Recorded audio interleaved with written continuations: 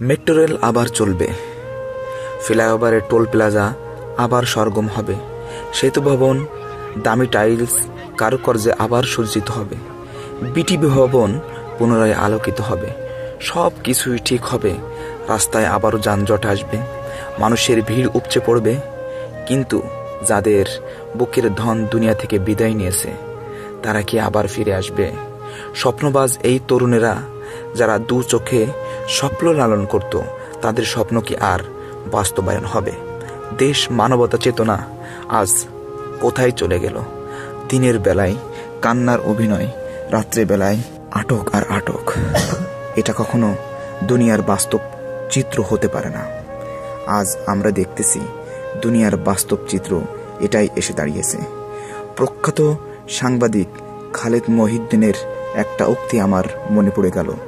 বর্তমান সময়ে সাংবাদিকদের অবস্থা নিয়ে তিনি বললেন, পেট তো কুত্তায়ও চালায়, পেট চালানোর জন্য সাংবাদিকের মিথ্যা পক্ষ নিতে হয়। তার উচিত সাংবাদিকতা ছেড়ে দিয়ে ঝালমুড়ি বিক্রি করা। এটা অনেক বড় একটা কথা। দেখলাম একটা মেয়ে, সে লড়াই করতেছে পুলিশের সাথে, আর সমস্ত সাংবাদিকরা দাঁড়িয়ে দাঁড়িয়ে ভিডিও করতেছে। যেখানে পুলিশ পদত্যাগ করছেন, আইনজীবীরা তারা মুখ খুলেছেন, শিক্ষকরা রাজপথে নেমেছেন, প্রবাসীরা তারা সংহতি জানাচ্ছেন, সকলেই এখন চিত্রনায়ক নায়িকা তারাও আজ রাজপথে নেমে এসেছে। এই মুহূর্তে প্রয়োজন এক বিশাল এক আন্দোলন, যেই আন্দোলনের মাধ্যমে আমাদের আবার দেশ স্বাধীন হবে।